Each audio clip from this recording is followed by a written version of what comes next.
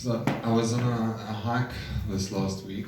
My first sleepover hike. I was very excited about it, and I had a lot of thoughts walking through the Otanikwa, the forest, on the Otanikwa trail, through the forests, the fern forests and the fynbos, and it was really, really beautiful, just being in my own head, connecting to Hashem. And I wanted to just share a few insights that I had before, during and after. And I wanted to start with the last halacha in the Rambam. The last halacha in the Rambam says that at the time, in the end of days, when Mashiach comes, there won't be kina b'sachros, there won't be jealousy and competition. It'll be a time of plenty. There'll be lots of food, lots of wealth. There won't be suffering. But he stresses that there won't be kina, there won't be jealousy. And the last few weeks, it's something that I've actually been grappling with, chatting to my wife about it. How is it that Hashem expects us to not be jealous? The drive, the ambition of a human being is to want to have resources, and we see other people having things and we want the same, and yet Hashem expects us to not be jealous. So how do we process this emotion of jealousy? What could be a way to deal with this? This is really the question that I want to deal with. And the Ramchal further elaborates in the Mesilas Yesharim about, in the times of Mashiach, how there won't be jealousy, that people will rejoice in their fellow people's success. People will be happy for each other. And more than that, when a person is successful, he won't feel the need to conceal it. He'll be able to share his success because he won't be scared of anyone's jealousy putting an ayin hara on him. So this is what we're anticipating, please God, when Mashiach comes. And I think something that Rafael mentioned, like this grapple between Be'ito and Achishena. Mashiach's going to come in his time on the one hand, on the other hand, we want to hasten him. Just a thought that I try and apply is, we have to live like he's already here. Like, live in the times of Mashiach, and that's how we will hasten him, if we live with him. While I was hiking, going through the forests, there was a beautiful pool, and I went and had a mikvah, and after the mikvah I was standing there contemplating the psukim, the experience of Adam and Chava, of Adam and Eve in the garden. How the psukim described that they weren't embarrassed about being naked. They had no busha, no shame whatsoever about being naked. And then begins the whole story of the snake, the nachash. And after that whole episode, that is when suddenly they realized that they were naked and covered themselves with leaves. So in the discussion between the snake and Chava, the snake says to Chava, is it true that you can't eat from all of the fruits of the garden? And she says, sorry, is it true that you can eat from everything? And she says, yes, except that there's one that we can't eat, we can't even touch. If we do, we'll die. And the snake says, you won't. You won't die if you eat from this tree. The pre-eitz hadas tovara, the fruits of the tree of knowledge of good and bad. For us is that what the snake was actually doing was speaking Lashon Hara. How was the snake speaking Lashon Hara? The snake was speaking Lashon Hara about Adam. The snake was making Chava doubt what Adam had told her, without getting into the details of what Adam did actually tell her, and if it was correct or not what he told her.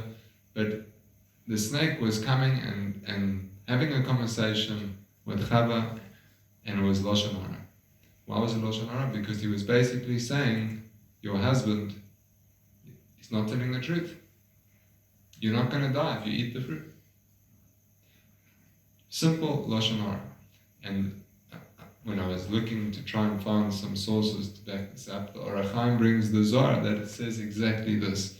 The Orach Chaim brings the Zohar that says that the snake transgressed the Aveira of Lo Saneh Berecha Ad Shaker, the ninth of the Ten Commandments, which is to not bear false witness.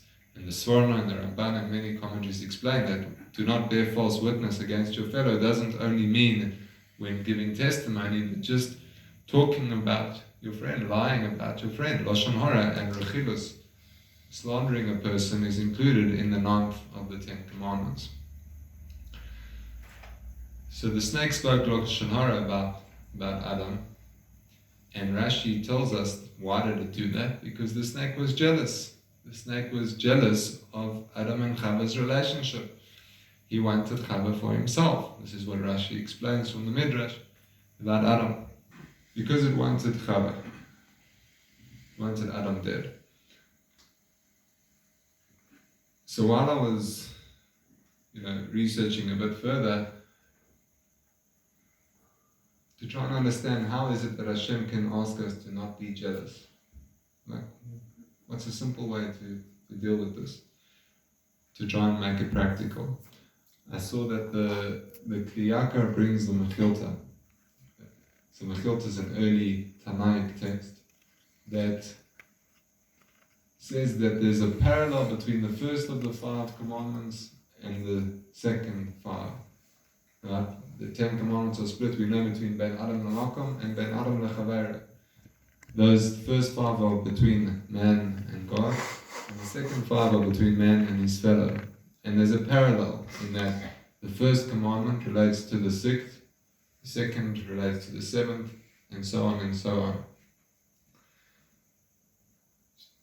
The Kliyakar elaborates in his way to bring the parallels, but I'd like to draw parallels based on the Tanya and Perek Lamed Beis. The heart of the Tanya, the life of the Tanya. Despise your body. Stop viewing yourself as a body and stop viewing others as bodies, because it's only the bodies that separate us. Close your eyes for a second and look around the room and imagine that we're all just souls vibrating, right? We're just souls that are clothed in bodies. And when we realize that we all come from the same source, that we're all just a piece of Hashem, then it's easy to love another person like yourself, because you are one and the same. So I want to use that concept to try and explain the parallel between Ben Adam Lamakom and Ben Adam Lechavera, because we often think that they are a world apart. We've got these mitzvahs that embody our relationship with Hashem, and then there's these mitzvahs about how we treat other people, but they're a world apart, 2 different categories. But I think using this concept that actually each and every one of us is a chelek elokam imal mamish, that each and every one of us is a piece of Hashem, literally. Let's try and reframe what it means, a mitzvah that's ben Adam lechavera. Normally we speak about the chelek elokam imal in ourselves to see our own potential, see our own greatness, and focus on that. And not be beaten down by all the negativity in the world. Realize that you're a piece of God and you have so much infinite potential inside of you. Seres Adibros, our relationship with existence, with the Creator, with Hashem, in His entirety, in its entirety. But Ben Adam Lechavero is our relationship with the pieces of Hashem. The pieces of Hashem. So when I look at each and every one of you, I'm looking at a piece of God. And my relationship to that needs to be the same as my relationship with the whole. My relationship with the parts has to be the same as my relationship with the whole. because it's just a piece of the whole, it's a piece of Hashem. So if we go through the mitzvahs one at a time, the first of the Aseres Dibros is Anoich Hashem Elokecha, I'm Hashem, the Lord your God. We have to acknowledge Hashem's existence, the Anoichi. Hashem is everything. The number 6, the first of the Ben Adam Lachaveira mitzvahs is don't murder. Acknowledge that Chelek Elokam Imal, that spark of God, that piece of God, the soul in another human being. Don't murder. Don't put out that light. First and foremost. The second mitzvah is Lo Yalacha Elohim Acharim. Don't have any other gods. In the second set of the 10 commandments that are in Dvarim, Rashi focuses on the seventh mitzvah. Adultery here is not referring to all of the illicit relationships, it's referring to a married woman. And the Sifsei Chachamim explains, right, because the Vav is adding on to the previous mitzvah, the Vav is and, don't murder and don't commit adultery. Don't murder because you want his wife, and don't commit adultery if you never murdered him. They're connected. Okay? The point that they're connected is because that, in our relationship to Hashem, all of the 10 commandments relate to kavod, to respect towards Hashem, to show that respect and dignity towards Hashem, so too the respect to the parts of Hashem in other people. Respect another man by not having an affair with his wife. Right? It's the same as praying to the sun, praying to an idol, that's for sure. When Hashem wants us to connect directly with Him, with all of existence, not to play with to have a relationship with the parts. Have a relationship with this human being, with this man, not with his wife. The third mitzvah is don't swear in vain, don't take Hashem's name in vain. And the third of the Ben Adam Lachaveros is don't steal, which the Meforshim explain is don't kidnap. Right? Don't, again, it's an element of disrespect to kidnap a person, but don't be autonomous over another human being. Right? Take control over them. It's the same as like swearing falsely, taking Hashem's name in vain is denying His truth of reality. Right? When you take an oath in vain, you're saying that there's an alternative reality. When you take away a person's self-autonomy and you kidnap them, you're keeping Shabbos. And the fourth mitzvah is to not bear false testimony. Right? To not bear false testimony. So this one is because when we keep Shabbos, we testify that Hashem created the world. And when you break Shabbos, you're bearing false testimony. You're saying that there isn't a creator that created a world that has a Shabbos, that He rested on the seventh day. And similarly, don't bear false witness about your friend, don't speak Lashon Hara about your friend. And then the culmination, the final mitzvah, Ben Adam Lamakom, between Hashem and between man and God, is respecting or honoring one's parents, even though it's a human being. The Meforshim explained that that's also between us and God, because there are three partners in the creation of a human being: his mother, father, and Hashem. And the Gemara in Kiddushin says that when we respect our parents, it's as if Hashem considers it as if we respected Him and He comes to dwell among us. But the final commandment is don't be jealous of your friend's wife, house, donkey, field. So how does this relate? How does this relate over here to respecting your parents? So I think a simple explanation is a parent can choose what he wants to give to each child. Right? Just because your father gives Smarties to one child doesn't mean he has to give Smarties to the other child. A parent has the right to give gifts to each child independently, no matter what. She wants to do this. Each child is unique, and the parent cups that. The parent cups that.